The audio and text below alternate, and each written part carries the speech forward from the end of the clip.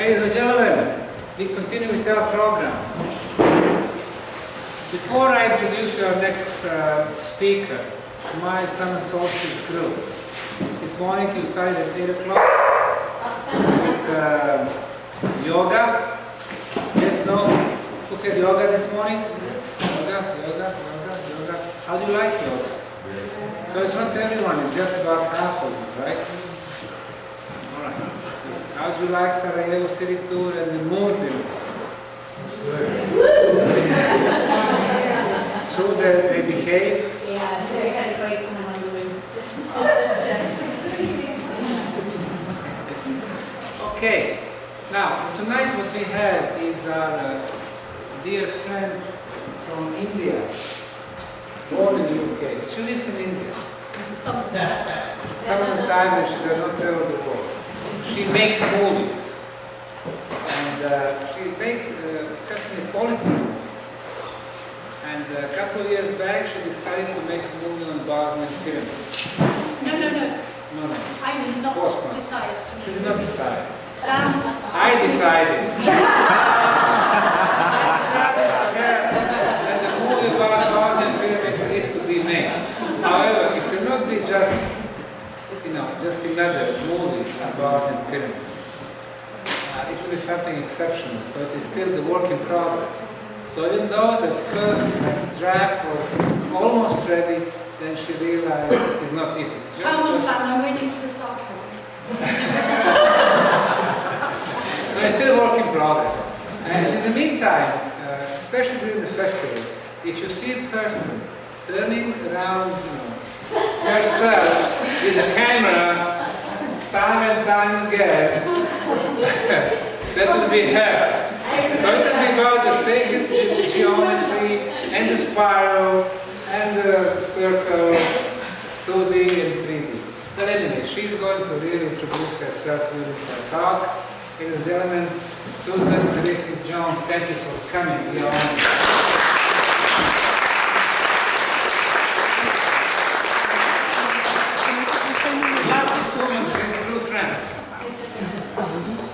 and Daryl's going to be filming this, so let's not be mistaken. I need to find a place to stand where you can see the picture, you can see the PowerPoint, and you can see me.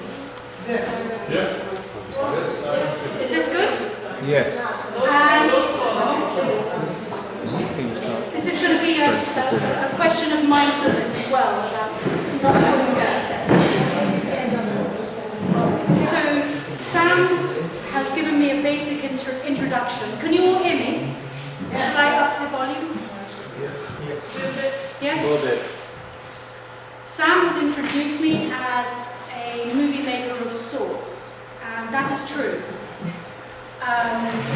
Often people say he's a filmmaker, film director, film producer, whatever, but I am not, and I don't pretend to be. So let's start with a little bit of chronology here. The reason why I'm not showing you a movie tonight, and I'm showing you this picture here, whose name is Crystal of Time, is because this is the structure for my movie. Can you guys see the picture from there?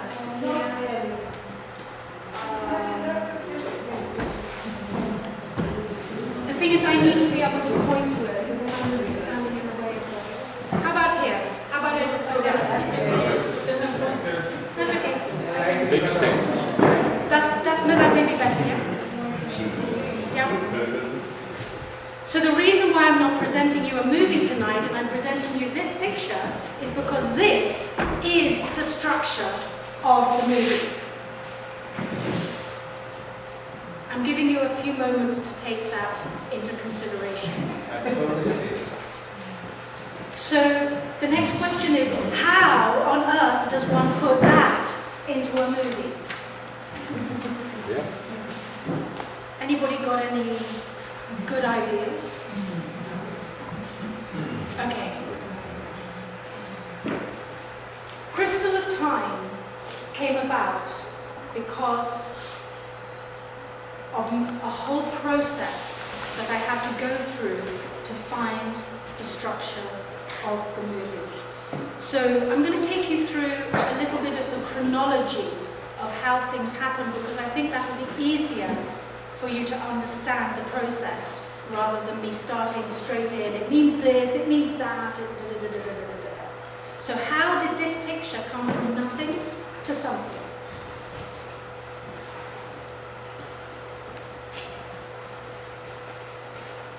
So in October, November 2016, I presented an exhibition in London with the title of Universal Osmosis. And at this exhibition, I showed my other 5 photo collage art pieces. Now, I made my first photo collage art piece, 2 Keys, 1 Lock, in 2005. And although this is a tiny icon on this screen, this is actually the size of this screen itself. This one, Pure Vision Transformed into Organized Confusion, was my second one. This one stretches 11 feet by 3 feet. So you imagine they're huge. This one, Mirror of Space, I made in 2013, Rainbow Symphony 2014, and Key of Life in 2016. Now they're all huge. They're not paintings, they're not made on the computer, they're nothing to do with graphic design. This is hard work, this is sticky fingers, this is cutting plyboard, this is stretching cloth over plyboard, this is cutting cardboard, this is stretching cloth over, colored cloth over cardboard. Like, you know, this kind of glue that sticks your fingers together so you can, you know, real art. Sorry, anybody who's doing computer graphic art, that's also art, but, you know, getting your fingers really sticky is great, actually. It actually is great. And then, on top of it all, choosing a theme of photographs and sticking them on top. So, the first two pictures have photographs from a valley high up in the Himalayas, where I was living in Nepal at the time. Mirror of Space has pictures of water as ice, as flowing liquid water, and as gas. Rainbow Symphony has pictures of plants, trees, flowers from all over the world, and Key of Life has pictures of sacred places, people from all over the world. All the photographs were taken from my own camera by myself, different parts of the world, during my travels. And whenever I make one of these photo collage art pieces, I just choose and select pictures from my whole panorama of photographs that I've got in my hard drive. I started making photo collage art because of this very reason, that in fact it was my husband who mentioned to me, he's like, why do you even bother taking all these pictures? They just end up in the prison of your hard drive. Nobody ever sees them, they never do anything, they never end up in a photo album. Okay, 1 or 2 go here and there, the better ones. I thought, you know, you're right. And in fact, if you look individually at each one of these pictures, they are really, really banal. There's nothing really extraordinary about any one of the photographs that make up any of these pieces. But when they come together as a collection, as a unity, they become something extraordinary. And this was a really good lesson for me, that we're all pretty ordinary people actually, right? But when we come together as a team or in a collective unit, we can do extraordinary things. So that's just a side on the meaning of the photo collage art pieces. Crystal of Time is my 6th piece. And I'm not going to jump ahead of myself. So, at this exhibition in London, 2016, everybody was asking me, oh, these pieces are very nice, so what are you doing next? And because I didn't want to look stupid or ignorant or uninformed or whatever, I just came up with something from the top of my head, a dragon face. My next picture is going to be a dragon. And these, I am humbly admitting, were my first 2 pictures, attempts at what I thought my dragon face might look like. As you can see, it didn't actually turn out like that, but this was a good pretext to start making making the dragon. So it's wonderful when you start with a word, one word, dragon. And then it's like, what do I do next? Dragon. Okay, key features of a dragon. 2 eyes, 2 horns, 2 moustaches.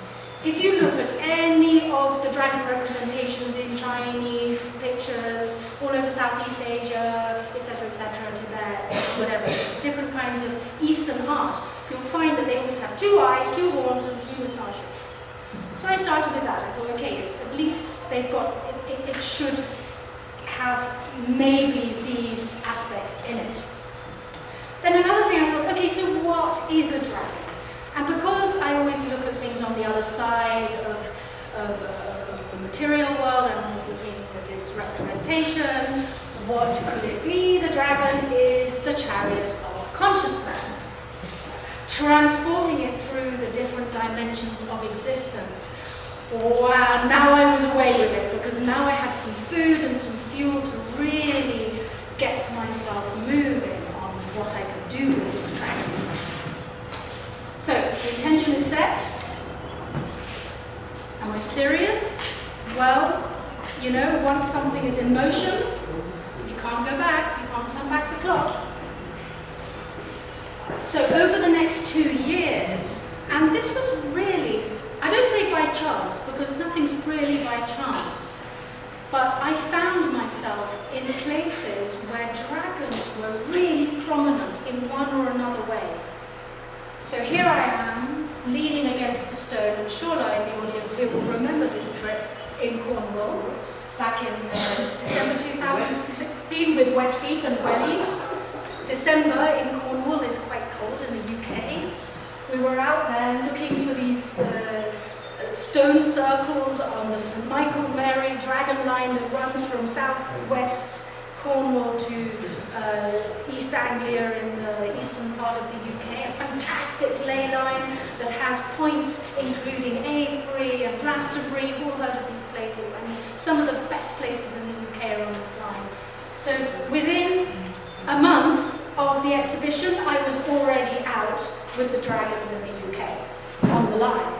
And then came Bosnia, and this was taken in Phnom Penh in Cambodia, and this was in Chiang Mai in Thailand, this is on Varanasi in India, this is in Kunming in China, this is some other place in China, this is St. George and the Dragon somewhere in the UK, this is in Hanoi, in Vietnam. You know, I was just somehow finding myself surrounded by dragons.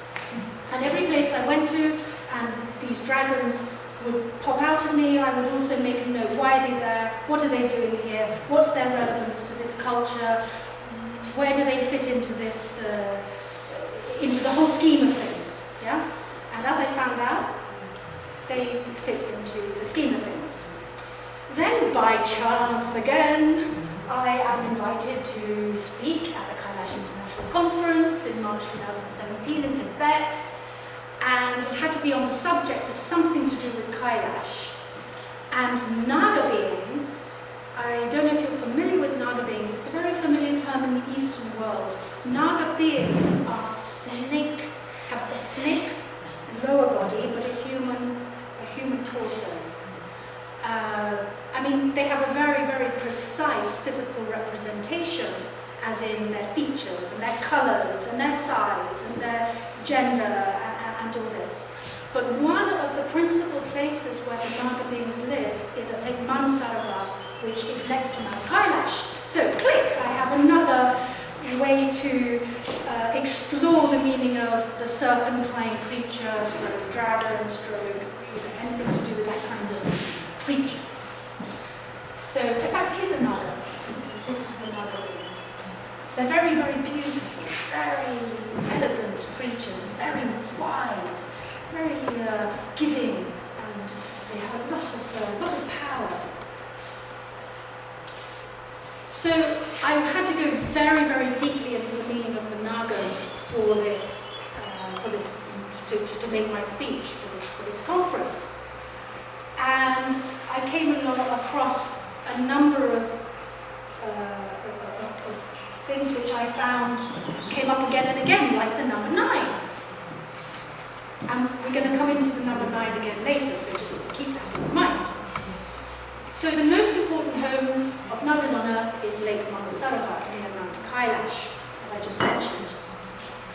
4 rivers flow from the legendary Mount Meru, which is the central axis around which it is said the entire universe revolves, and stretch to the entire 4 corners of all the world systems, not just planet Earth, we're talking about all the world systems, so stretch your imagination to everywhere that can possibly exist. And Mount Kailash is considered the physical counterpart of Mount Meru on this Earth. By some people. Not by everybody, but by some people. And the 4 rivers, the massive rivers, like the Indus and the Brahmaputra, they run out of Mount Kailash, crossing Southeast Asia and feeding millions of people with water. And I mean, Mount Kailash itself is an incredible place. Probably some of you have been to Mount Kailash. Anybody? No? Okay, that's a place you should put on your map because it's seriously incredible. Is it in the north? Oh, no, it's in Tibet. No, Mount Kailash is in the western part of Tibet. It is really difficult to get to, which is probably why you haven't been there. It takes a lot of time, energy, money, and stamina, because most of Mount Kailash, I mean, the average height of Mount Kailash is about 4,000, more than 4,000 meters. The high passes would be you have to go to do the Kora around Mount Kailash. Kora means the circumambulation around Mount Kailash, are up to 6,000 plus meters. And Mount Kailash, guess what, is the shape of a pyramid. Perfect shape, 4 faces of a pyramid. Mount Meru, 4 sides. I mean, it's extraordinary. The place is extraordinary. Its sacred geometrical representation in every aspect is perfect, almost perfect. I mean, there are medicines growing around the landscape, herbal flora and fauna. There are minerals that are so good for you. There are hot springs which are rejuvenating for the body. So much. So the sutra books, the sutras are the conversations of the Buddha. Say that Mount Kailash lies behind, here we have our first number 9. 9 black mountains from Bodh Gaya. Bodh Gaya is the place of enlightenment of the Buddha in India. So from India to Mount Kailash, you've got ranges of mountains stretching, and the texts say there are 9. The Naga subterranean realm Nagaloka has 9 levels, rich in treasures, jewels, gems, etc. A Naga may offer you a jewel that acts as a portal for you to enter a dimension or experiential place where revelation awaits. Now, we all know the power of different types of jewels and the colours of the jewels and how they refract the light, so that when you look into them, I mean the famous crystal ball, when you look into them, they do create images sometimes, depending on how your mind is tuned, of course, with the gem. Now, the Nagas will tend to gift. Nagas can also appear as humans. So they can take different shapes. They can appear as humans. And so if somebody comes and just randomly gives you a jewel, just question for a moment: is this a Naga? So in the Naga mandala there are 9. Here is the Naga mandala. There are 9 Nagas. 1 is in the center, and 8 are surrounding. Like 8 Nagarajas winding themselves around the tree of life, the 9th representing the Grey Naga or Kundalini, Sri Yatra. This is one of the most famous mandalas in the whole of the Hindu cosmology. I won't go into that now because I'll never get beyond this slide. It is really, really precious, this sacred geometry. It goes into all different dimensions of existence. and this also has 9 levels. So here my point is not to go into the details of these things, but just to stress the number 9.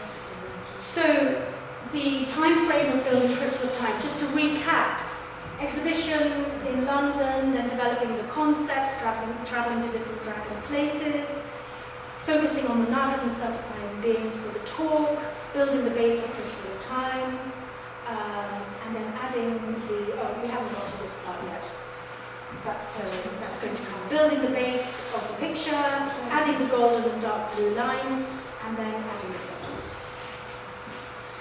So, I'm going to make a picture about a dragon. Apart from my just little sketches of dragons that you've already seen, this is the first layout of the picture. Now here I'm really actually getting somewhere. I mean, I'm actually going deeper into what a dragon could be. How to express a dragon face with suitable shapes. I'm, you know, because I've made a lot of pictures and other things too with sacred geometry, I wanted to incorporate the right kind of shapes into the picture to transmit the meaning that needs to be transmitted in this case. So this was my question. How to express the dragon face with suitable shapes. What are the suitable shapes? Looking at symbolic aspects of the dragon to lead the search, so like 2 eyes, 2 moustaches, 2 horns. Then the idea of fractality started creeping in. You know, multi-dimensions, these 9 layers of the Nagaloka realm, this like Sri Yatra geometrical picture. So here I tried my first, the double tetrahedron. I tried the first shape, and then I tried to fractalize it into different segments. Is that going to work? Well, I don't know yet, but you know, I don't care. At this point I'm just sketching and I'm just trying to work it out. Toroidal energy flow.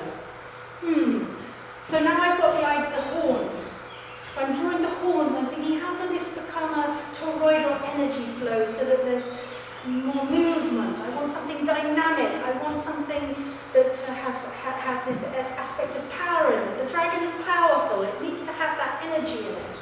So I started off with the 2 horns, and then I sort of sketched the moustache down below. As you can see, the 2 moustaches, the 2 eyes, and the 2 horns. So I'm still sticking to the rules here. I'm still sticking to what the books say. 2 eyes, 2 horns, 2 moustaches. Oh, hang on. Spiral up and down like the Circle of Immortality. The Circle of Immortality is another piece that I myself made, again, back in 2005. This is very, very simple. It's a round mirror. It's a double equilateral triangle made of glass, and a spiral on 13 levels cut out of copper-covered brass plate, like a sheet, yeah? And of course, with the aspect of the mirror, you've got another whole image of it. Again, I wrote a book about this, so I'm not going to go into it and take us all evening. But this is the Circle of Immortality. So you see, in this, because I have this in my mind, I want to incorporate the spiral in there. Dragons are spirals. Dragons are, if you go to some of the churches, for example, in the UK, of course there's all the Christian stuff there as well, but you'll find there's spirals, and there's like foliage running in spirals around the pillars, or in many different ways, spirals are represented.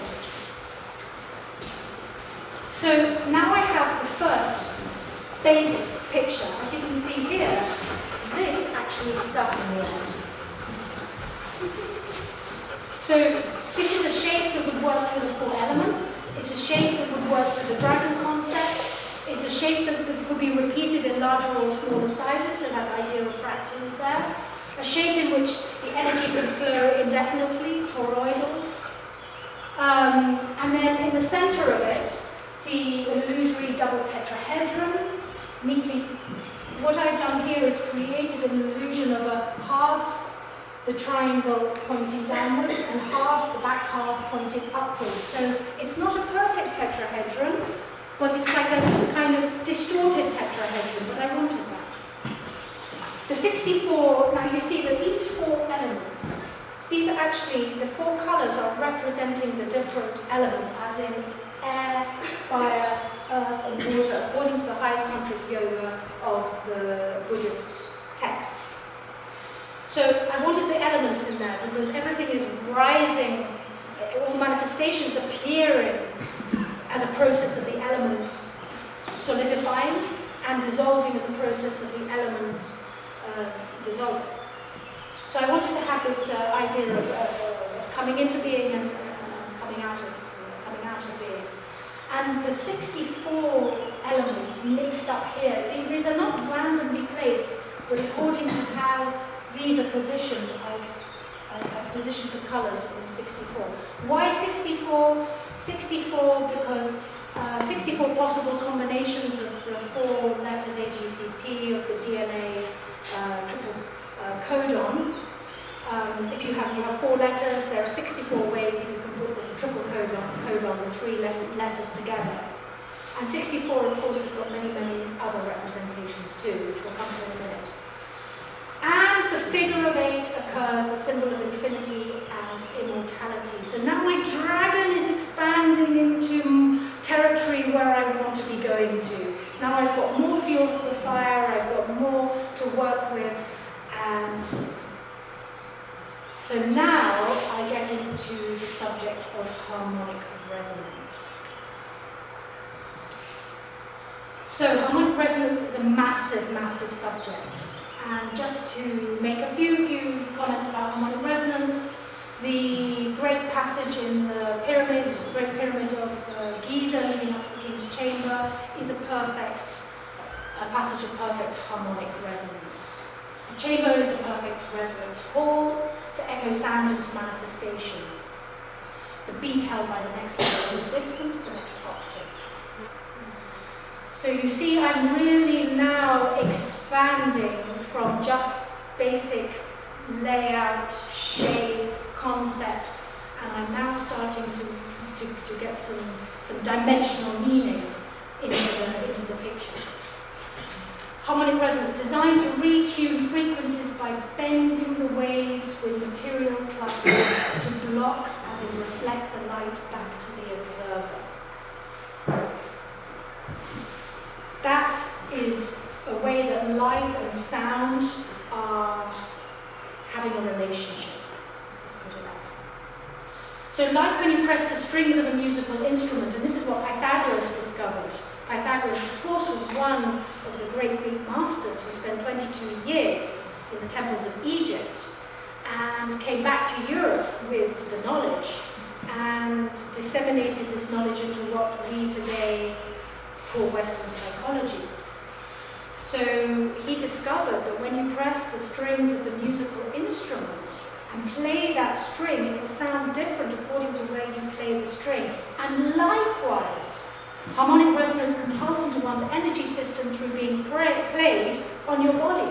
When you press anywhere on your body, specific points on your body, then that is like playing a musical instrument. You are creating the resonance through your system when you do that. That's why acupressure is actually a really, really effective healing method. Sam, do you have acupressure here? Not yet. Not yet. Yeah. It's really a good one. So you can also play notes of consciousness through music. So you see, I'm just repeating to you my train of thought as I was discovering how I was going to make a picture of the dragon. You know, you can also play notes of consciousness through music. Wow, we've got a connection between sound and consciousness.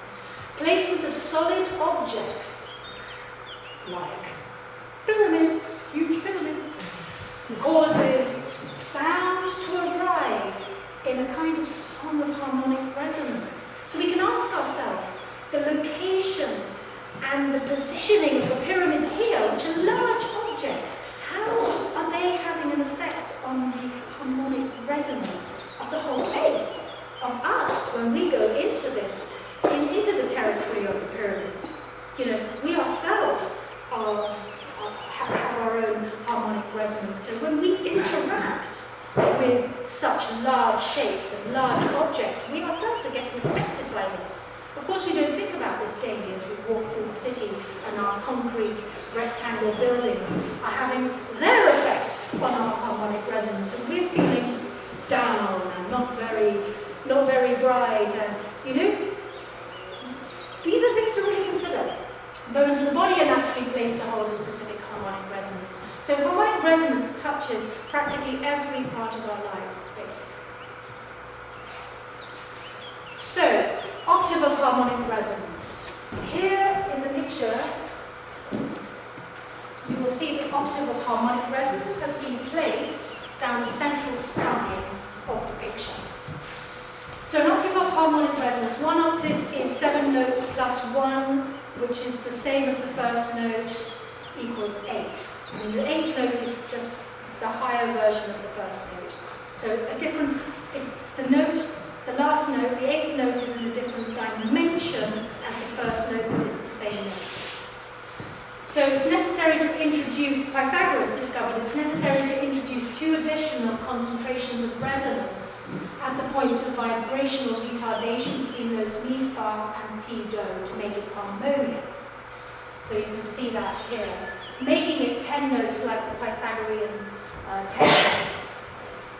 So I wanted to express this very strongly because 4 bass notes encompassing 3 octaves of active, passive, neutral material, 2 aspects, material and energetic, and then 1 which is the keynote.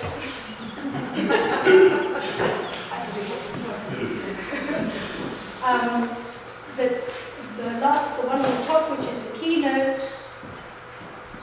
And this is the base of this picture, is the Pythagorean tetrad. So what we've got is an octave of harmonic resonance, and we've got the Pythagorean tetrad. 4 bass notes, 1, 2, 3, 4. We've got 3 of these element shapes, 1, 2, 3. We've got 2 sides, and we've got 1 central point. So we've got the Pythagorean tetrad is placed inside here, along with harmonic resonance, which is the 8, those white triangles that you can see down the center, those are actually the crystals of the picture. So, a spiraling time tunnel. Anything appearing as in light in the gross and subtle realms is bound by vibration, sound. Here we come on to the unity of light and sound. And by virtue of their connectivity as a material or spiritual body made up of the 5 elements. 5 elements because the 5th element, of course, is space. At different levels of subtlety will change the overall vibrational structure of space. Now this is a really important point. This is why shape affects you. This is why shape affects you. Because shape is not just light, it's also sound wrapped up in the form. Using a figure of 8, a length of DNA occurs and the harmonic resonance thereof, and so continues adding and subtracting parts to this octave of harmonic resonance, snaking its way into an infinite knot. And this is what I have created in the picture. So slicing a spiral into segment, a point on one spirals around to the next, so all these points emerge along the same latitude, like a chain of similarity of form, arising at different levels of gross and subtle emanation. This is all in the picture. The twist of a spiral coiled up in energy holds potential, and the Vajra shape holds all information about harmonic resonance in it. So all these. So now I've come on to the spiral. So now the spiral is also incorporated into the picture. So now I've taken these 3 basic shapes that I showed you before, the elemental shapes, and 2 of them intersect, and then 1 of them goes on top. That is placed vertically, is the center down the center of this picture. 3-dimensionally, this shape 3-dimensionally, this is 2-dimension, 3-dimensionally, they become circles. And this is what they look like here. And 4th-dimensionally, it looks like a tunnel. So, from the infinite knot to a circle to a tunnel. So, if you were just to switch your perception capture from 2 dimension to 3 dimension to 4 dimension, what you will see directly is a tunnel. It's not because a tunnel is there, a tunnel is always there, but you just don't see it. So a tunnel is created out of harmonic resonance. So the 2 pyramidal crystals at each end, here and here, you can see the 2, they contain, they retain the harmonic resonance within the shape and keep it ever moving. So it's an infinite process of movement going on within this octave of harmonic resonance. Now, as I mentioned earlier, this octave of harmonic resonance is not 1 octave. 1 octave becomes 3 octaves. 3 octaves become 9 octaves. And this is where we come to our number 9. This is something that, if you go deeper into the Pythagorean tetrad, you will understand this, this process of how 1 octave becomes 9. So it's ever spiraling to eternity in 2D, it's waves of resonance in 3D, and a tunnel of spiraling energy in 4D. That is describing this. All those shapes are there. So it's 2-dimensional, it's 3-dimensional, it's 4-dimensional, and I can't even tell you what's 5-dimensional in there, but it must be there. It must be there by virtue of the fact that we have 9 octaves of harmonic resonance in there. But because I don't know what it looks like to see a 5-dimensional object, because I'm a human being and my perception can only see what it can see. So, you know, I know that inside this picture there is a 5-dimensional representation of the tunnel of spiraling energy, and probably, maybe some of you can even help me see what it is in the picture. So each level performs its function in the holistic sense of it. Each place has a different frequency. So when you want to travel there, you simply need to tune your DNA. Remember, we've got the DNA, the triple codons of DNA, all potential codons of how to code your own DNA is written into the center of each of these 4 elemental armed pieces. So this here, in the center, I've actually opened it up. You can see that these are the 64 pieces, but opened up creates the potential for this travel, this time travel. So you need to tune your DNA to that frequency. Passing through dematerialized space until you hit the frequency where you set the coordinates to. You set the coordinates. Where you set the coordinates to. Whereupon you rematerialize. So the point is that if you want to time travel, you need to change your perception from 2D to 3D to 4D, and then to set the codes within your own DNA system at a certain frequency and go there. That's what this picture is telling me. And believe you me, I'm only a fraction of the way through interpreting what I've created here so far.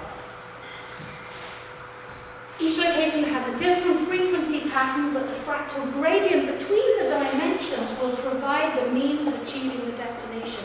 This is a really important point, the fractal gradient. So my first attempt at this was this. 4 base notes, the 3 of the 4 elemental aspects, the 2 large pyramidal shaped crystal ends, and the 1 whole octave of resonance. This base is in line with the Pythagorean tetrad. So the whole piece, this whole picture is like a double pyramid, which pyramid on top, pyramid underneath, which is an octave. stretched out. So what in effect this picture is telling us is what goes on, what is the energy working going on inside the pyramid. It's this octave of harmonic resonance. It's this capacity to change dimensional space through change of perceptive space. So the pyramid structure causes a perfect harmonic octave of harmonic resonance to arise, and we can therefore tune ourselves due to our DNA to dematerialize and time travel. Cells containing the DNA perfectly resonate at a certain vibration, and we may dematerialize and rematerialize at the frequency we've set. So again, I repeat myself there.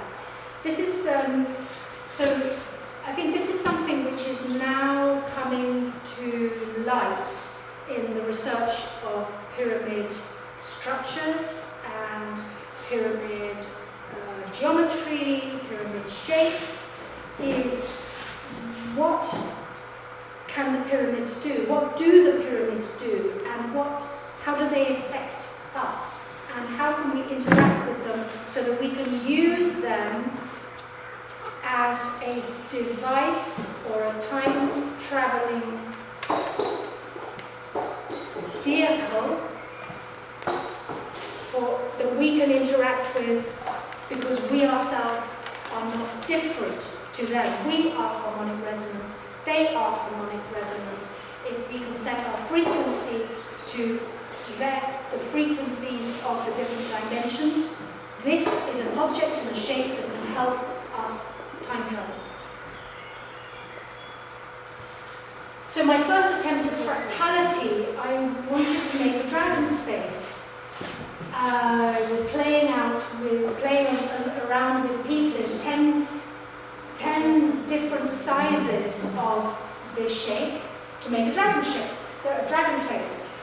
And it didn't work. I mean, as you can see, it didn't work, because none of these pictures ended up in there, but it was one of the things that I played with to get the picture going. One of the things that happened along the way is this equation. And this is one of the things that sparked. I thought, okay, I don't like these dragon faces, but I'm going to play with the numbers. So I added 10, 9, 8, 7, 6, 5, 4, 3, 2, 1. And then I played with the numbers that will come through adding and subtracting between these numbers. What came was something extraordinary, because a complete mirror of numbers appeared. You know, if you take 10 minus 9, 1, 9 minus 7, 2, 7 minus 4, 3, 9 minus 4, 5, then again the same thing happened on the other side, 9 minus 4, 5, etc., etc. So 1, 2, 3, 5, 5, 3, 2, 1, like a perfect mirror coming down the center of this equation, and it happened at every level. And guess how many levels? 9. Of course. So starting with, okay, there's 10 numbers to start with, but starting with the top layer, we have 9, really a 9 by 9. So I thought, okay, I'm going to plot this onto a graph, which I did. So plotting this on the graph, I thought, ooh, this looks exciting, but there's something missing here. This is not 2-dimensional. This is 3-dimensional. There is a depth of 9 layers going down, and I tried to do it on paper, but impossible. So I went to a local fellow who knows how to do this on a computer, and so he plotted the coordinates exactly as the numbers dictated, and guess what picture emerged? Something looking like a dragon face. So now I'm like, wow! This is going into new territory. This is really going into new territory. In fact, with the computer, he could take photographs of it from different angles. And practically, no matter which angle you looked at it at, from upside down, from top, from bottom, from side, it looked like something like a flying creature or a standing creature.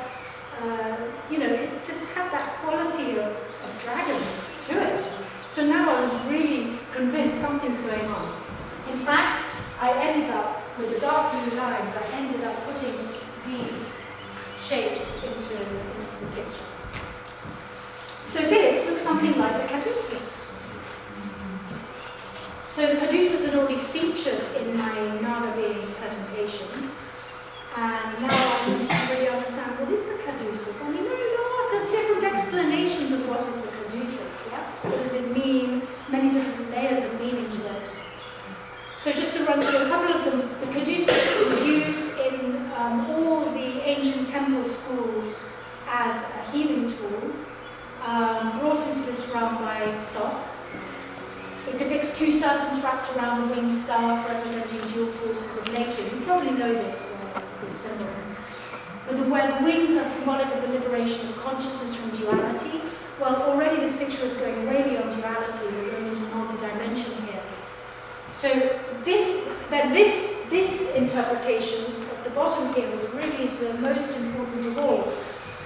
The caduceus represents the DNA helix, which contains the crystalline frequency of all morphogenetic fields that connect all living beings through a constant exchange of knowledge in the language of light.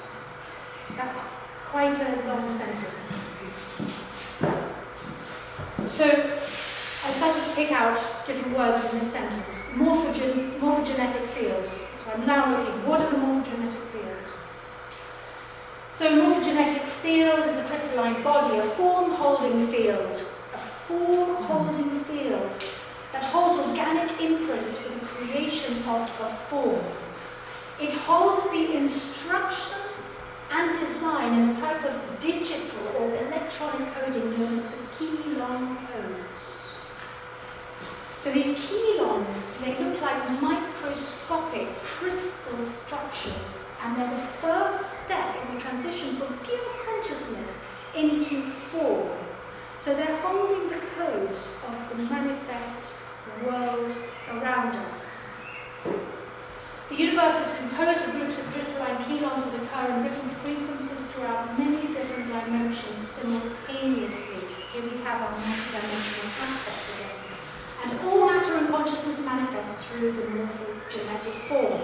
So again, you see how my understanding of the dragon is expanding again. Scalar waves. I know we have master of scalar waves here, so I will very humbly say what I understand of scalar waves. So a scalar wave is a harmonic standing wave array that radiates out of a static point of sound, light, and vibration.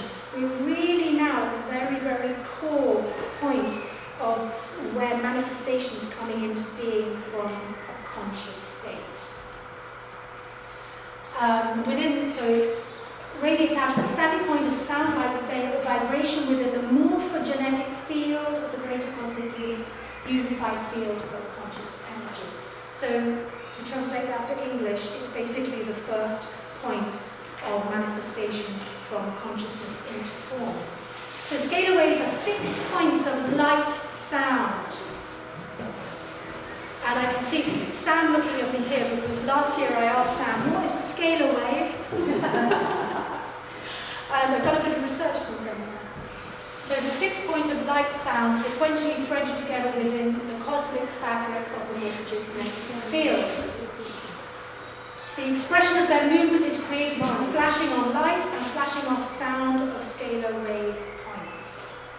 So it represents static points of eternal fission fusion that radiate from the fabric of the morphogenetic field. So all these aspects are written into this picture. Now, let's just keep this in context. This is the structure for the Bosnian movie that I'm making. So you see, it's not, Sam, as simple as ABC, to be putting all these things into the Bosnian movie. I'm still waiting for his sarcastic conclusion. So scalar waves are vertical points comprised of conscious energy, and all forms of consciousness and matter hold a morphogenetic form holding imprint consisting of crystalline, electrotonal, energetic substance arranged in specific frequency patterns. We're back to the frequency again. The frequency is the key to this whole thing. As we set our frequency, and which really means as we set our perspective, so we can see things in a different way, so we can see the manifest forms around us in a different different geometrical structures, as forms of light and sound. Because they are not solid as such, our perspective can move them into different shapes and forms according to its frequency. So the key is the frequency of your perception. So just to recap, if we need to recap, morphogenetic fields are scalar waves, consisting of interwoven patterns of consciousness that express and form vertical scalar waves. Every cell, organ system in our physical body, as well as our entire physical body, is encompassed and surrounded by its own individual morphogenetic field encryption pattern. So we have nothing to do except be in touch with ourselves, so to speak.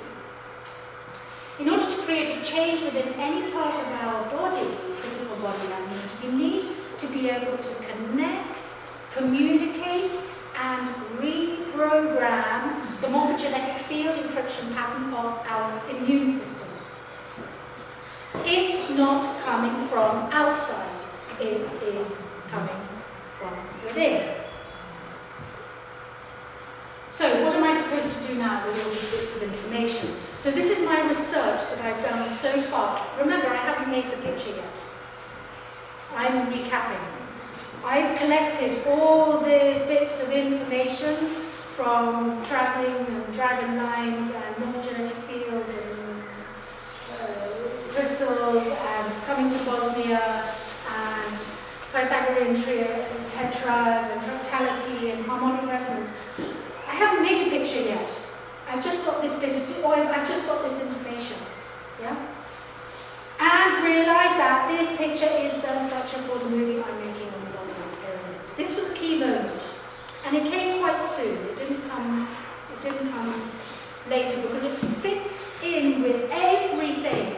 Well, a lot of things that I have noticed happen here in Bosnia at the Bosnian pyramids. I mean, shapes, crystals, dragons. Just read the list there. Everything is happening here in Bosnia to do with this. So putting two and two together, I realised this is the structure for the movie I'm making on the Bosnian pyramids.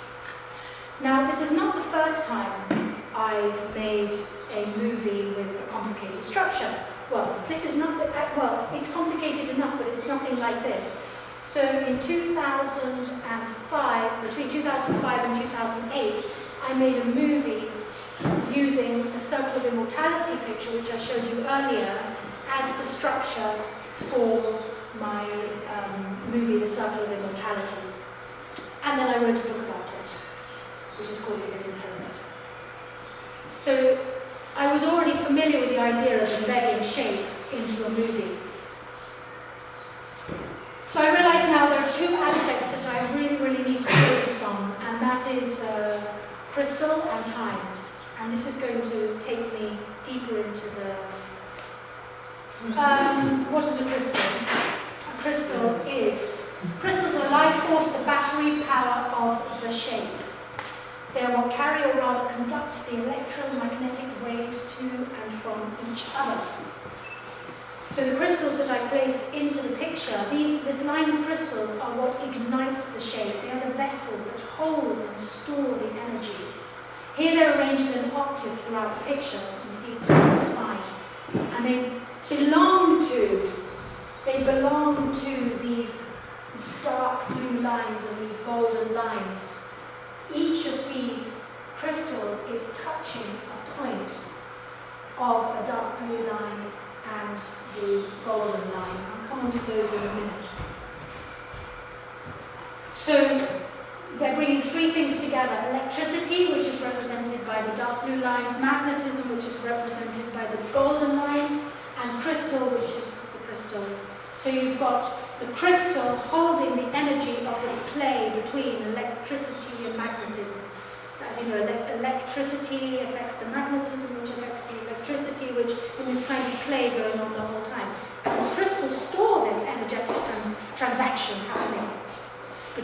this electromagnetic force.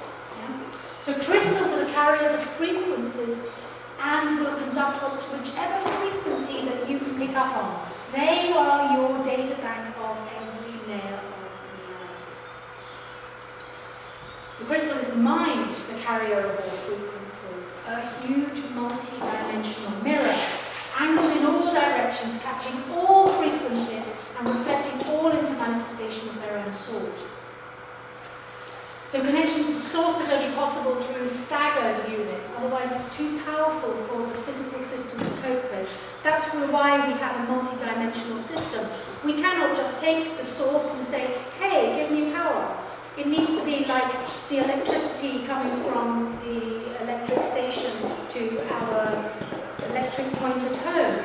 It's staged through transitions. Otherwise, we plug our kettle into the electric power station, it would blow it, you know. So same like us, we cannot receive this kind of energy like lump sum. It's got to be staggered through different dimensional stages in order for us to be able to cope with its power. So, when your crystalline structure is aligned, it will emanate you in the optimum shape. If you are vibrating optimally, then you will reshape your environment with that energy transmission and energy. So the dragons, coming back to our dragons again, the dragons, as in here I've equated the dragons with the electric current. They are guarding the crystals in that they represent the electrical emanation of the crystal output. The crystals can feed off both the environment and the source, but they are controlled by the electrical output of the dragon energy. That in turn affects the magnetism that also affects that, in a constant feedback loop. The crystals store and conduct the energy of the exchange between the two. So crystals feed off the source power that is carried to them through the 12 intervals of the central octave. I mentioned 8 before. So the crystals feed off the source power that is carried to them through the 12 intervals of the central octave. Why 12 intervals? Because these are the semi notes. So we have 8 notes and we have 12 seminotes.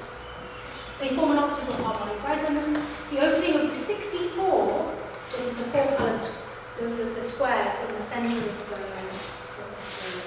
elemental pictures. 4 coloured squares arranged in 8 by 8 as the elemental wings coming in and out of it, as they order them, reveals a large golden circle with 12 crystals surrounding it. What I mean by that is that inside the heart of this process is this system going on. I'll come on to that. So the double helix, crystalline dodecahedron frame DNA, our DNA is dodecahedron, 12, is the main supplier of energy to the unit stored inside the nucleus of every atom. So this may be found inside the heart of every 4 elemental structure, which means any material object in existence. The 5th aspect of space, which holds the coding for the entire structure that is going to come into manifest form or shape. So you have to imagine that every single aspect, every single material object in creation is holding this very power.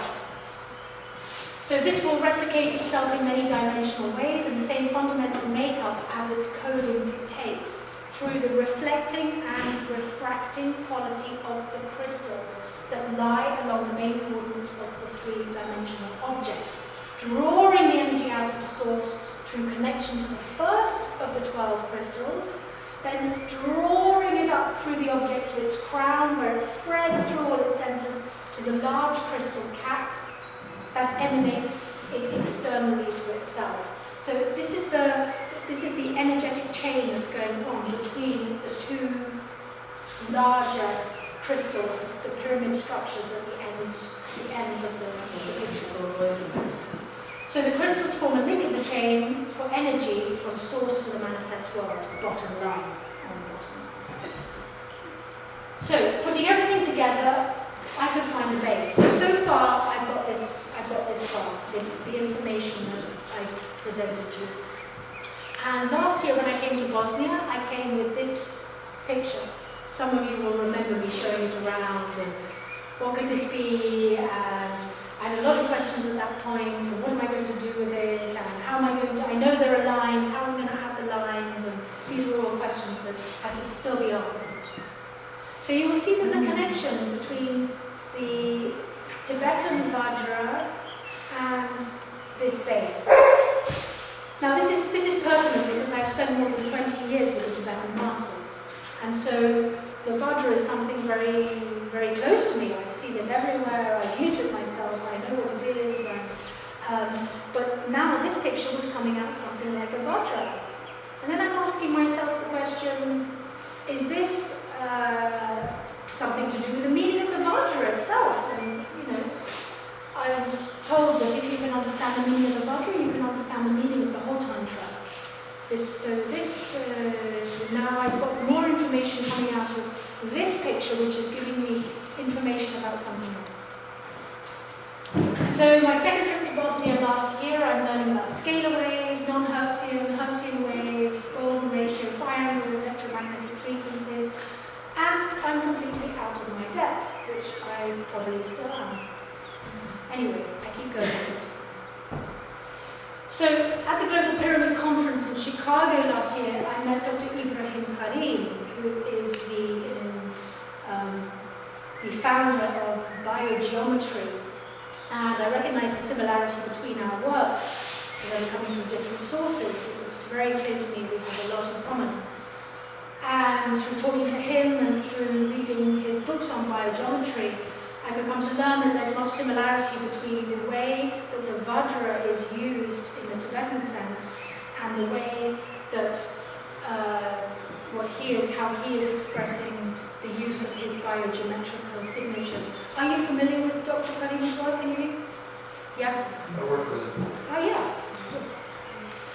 So, like a magic wand, you sort of rearrange the energy through making these little shapes, different shapes that actually correspond to the form of different objects. So it's like bringing back energy, the correct energy to the correct shape, and correcting any damaged energy that's happened in. He was an Egyptian archaeology professor who developed these little shapes that are scalar wave antennas based on the Egyptian hieroglyphs. Oh, thank you for that point. That I didn't know. So they're scalar waves, right? Yes, they're scalar wave antennas. All the shapes and biogeometry that it creates are scalar wave antennas. Oh, that create wow. different frequencies. Let's pick up on this conversation later. Thank you, Ken. Thanks a lot. So moving the vibrations to shift the energy flow to one of harmony. So Ken has just added there that we have another scalar wave connection, which I didn't know about, but I'm going to pick your brain on. That's great. You're nailing it. You're nailing it. All that stuff you're saying is spot on. So, adding the golden and dark blue lines to the base. This had me tearing my hair out, literally.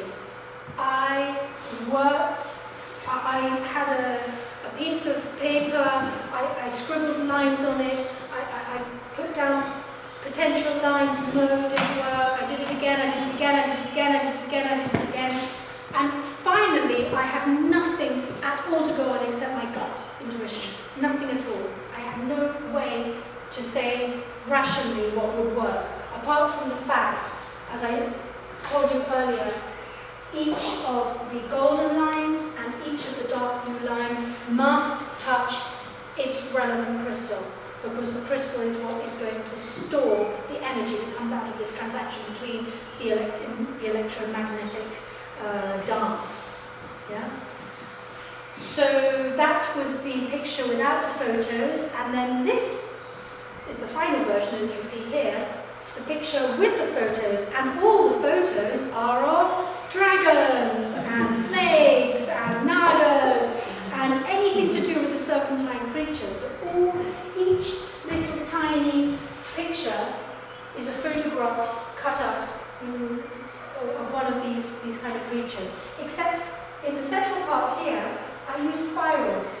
found spiral staircases in places, or spiral pictures with some spirals in, and those are put on top of the central line of crystals.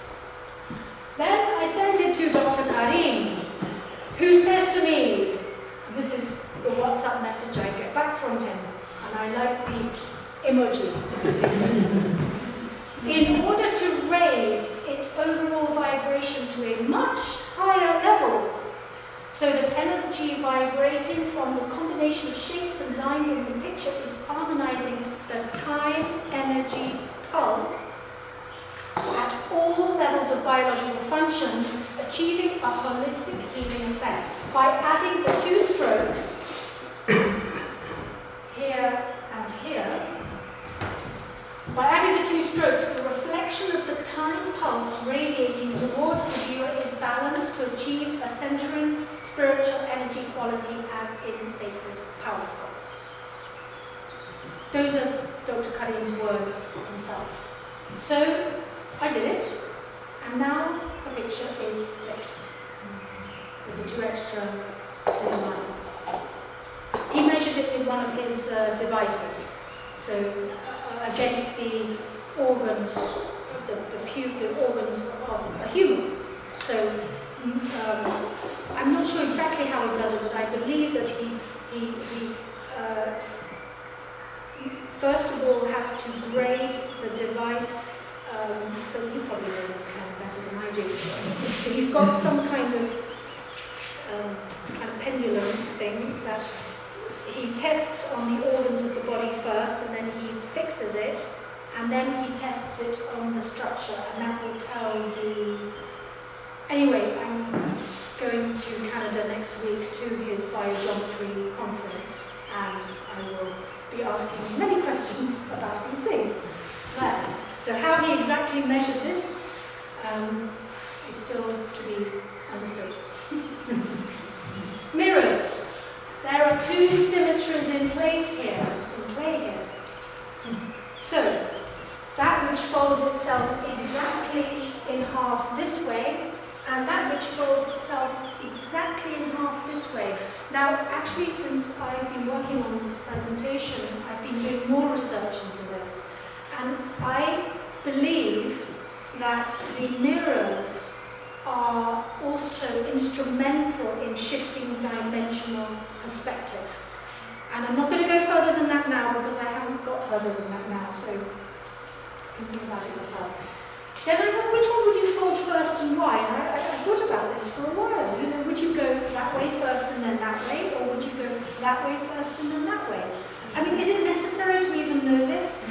Because I'm even asking the question, it must be.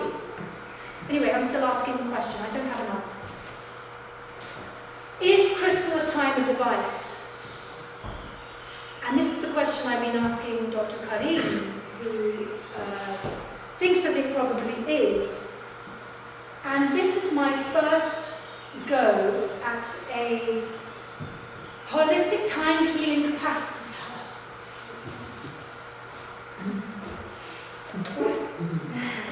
You know, next year, or earlier, Sam, when I show the movie, which is going to be based on this structure,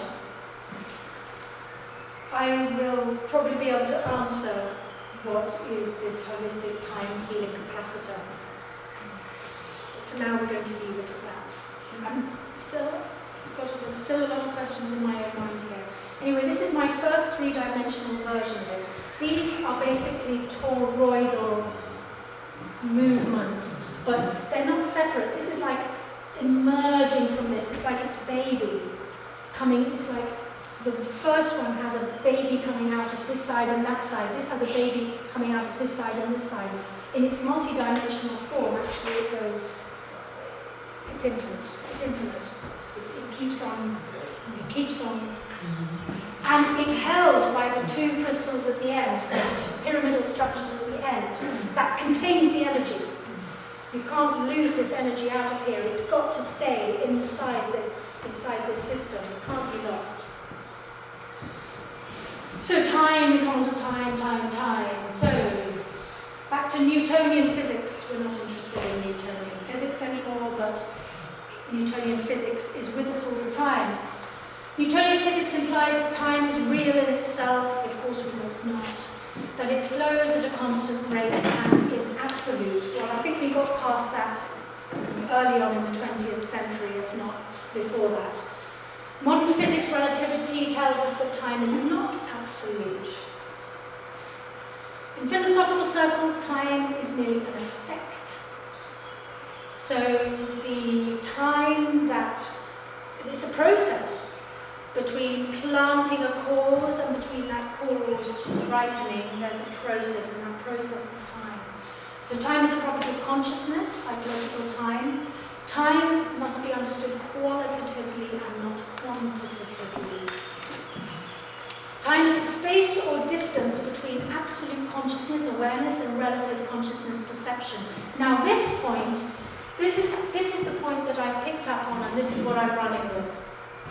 I'm running with the distance between how our perception, our frequency, is connected to the absolute space of reality. So as we're perceiving relative things, how far have we stretched our consciousness from its truth, with a capital T? Perception split from awareness causes the rest of the dimensions and time to come into being. So the fact that we have a relative understanding of existence means that we are creating time automatically. When our perception of reality merges back in its absolute state of awareness, then there is no more time. There can be no more time. So moving the vibration in the space can cause, like using the Vajra, like the Tibetan masters do, they use the Vajra, like the biogeometry signatures of Dr. Karim. Moving the energy, the vibration in the space can cause time to change speed, as movement causes time to come into being. And we're back to our elemental process. Wind is the air, is the movement that causes the fire to blaze, that causes the solidity to drip into, to melt into nectar. Now, this is from the highest tantric yoga of the Buddhist philosophy. So moving the vibration in the space can cause time to change speed. Time needs a counteractive energetic force to come into being. Polarity, duality, which is what we have here. We have the duality there because you need this stretching in order to cause an incredible force. So time needs a counteractive energetic force to come into being. Polarity, duality, and anti-spin. Fractal shells are formed by opposing spirals, creating standing waves. So the spiral may form a closed system which is negative and can entrap time in an evolutionary process. So this is really important because this is what happens to us. We entrap our consciousness into a closed system. And here, this closed system is represented by, this is like the compressional scalar waves are in the center and in the external part. This is a closed system. This is operating through this stretch of duality. This is keeping its own force in play in a multi-dimensional way. End of slideshow.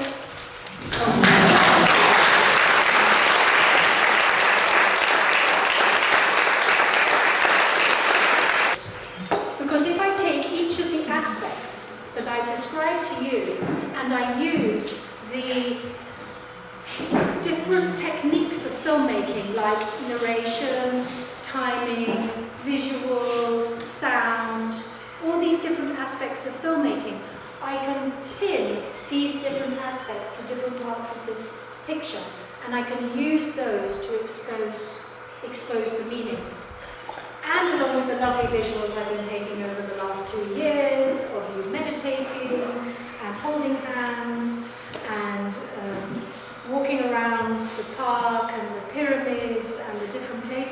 So different aspects of you, your consciousness moving within this space, will also be translated into the overall movie and all those elements that I've been talking about today. But I still have work to do because there's a lot of things that I still have, I know this, that I still have not completely got yet. I mean, a lot of my work, which is not yet in the PowerPoint, is still in notes. I haven't mentioned a lot of things which I'm currently working on. Because it's just, I mean, this is already complicated enough, so to go into another level of complications. So what I want to do eventually is to put these into the movie without all the rhetoric, without having to say about standing waves and scalar waves and this, but to be able to transmit the meaning through the movie rather than, so it's a direct transmission rather than a blah, blah, blah, blah transmission. And that is always more powerful. I found from the previous movie I made, when I'm embedding these geometrical structures into a movie, it's more transmissible through that form. So it's an art in itself. I love doing it. It drives me crazy, but doesn't matter. So.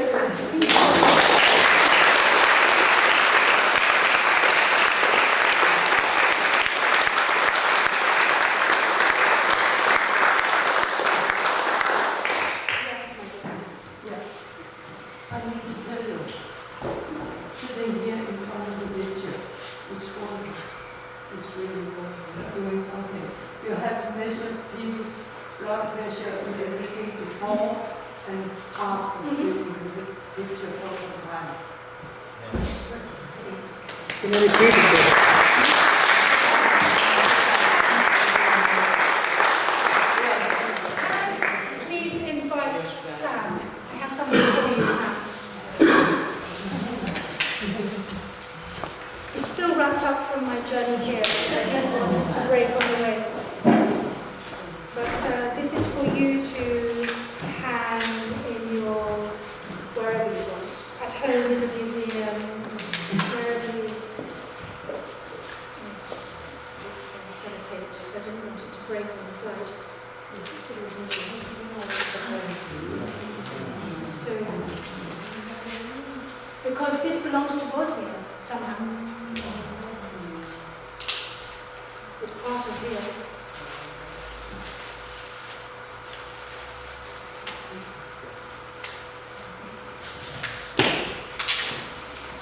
And there's a bookmark on each of the chairs for you to take away.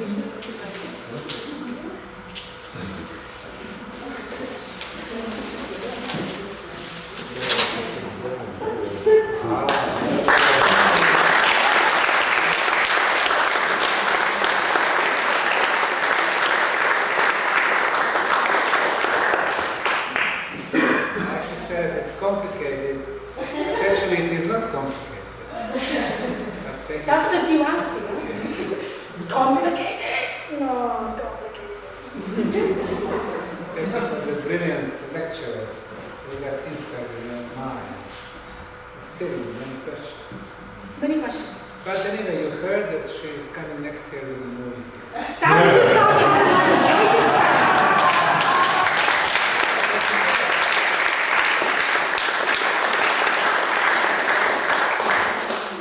Thanks a lot. So she'll be joining the group. Yes, Aurelia. I just wanted to say your work is absolutely amazing and stunning. It's just spectacular. You're starting a clinical study now to investigate healing properties of this place. And we would love to also investigate the healing properties of your picture and actually analyze people before and after this confinement, if you would like that. Well, this is actually what I'm starting next week with Dr. Karim in Canada. In fact, I'll be meeting him later on in July back in Cairo, and we're going to measure the energetic vibration. He's already, this picture he's already measured, and he said this is equal to a sacred power spot in its vibration, as its effect on the bodily organs of humans. We're actually going to measure the vibrations of all my pictures and to see how they fit into, because you know it's kind of a progression. I mean,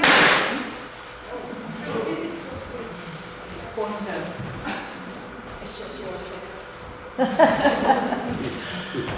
we're going to measure the vibrations to see how, you know, because this is the sixth picture. There's obviously, well, not necessarily, but 1, 2, 3, 4, 5. There's been some kind of process of continuity here, building up to the sixth picture, and to see how they also fit into the resonance field.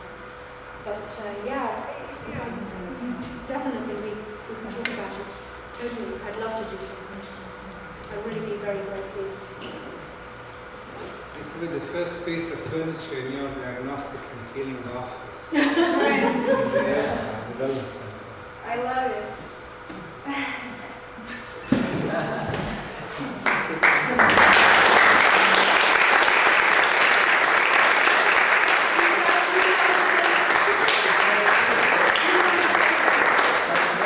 Many patients will be actually looking at it and get touched. Wonderful, great. I'm really pleased. So again, Josh, thank you very much. Thank you so much. She'll be with us for the next few days. Be able to talk to her.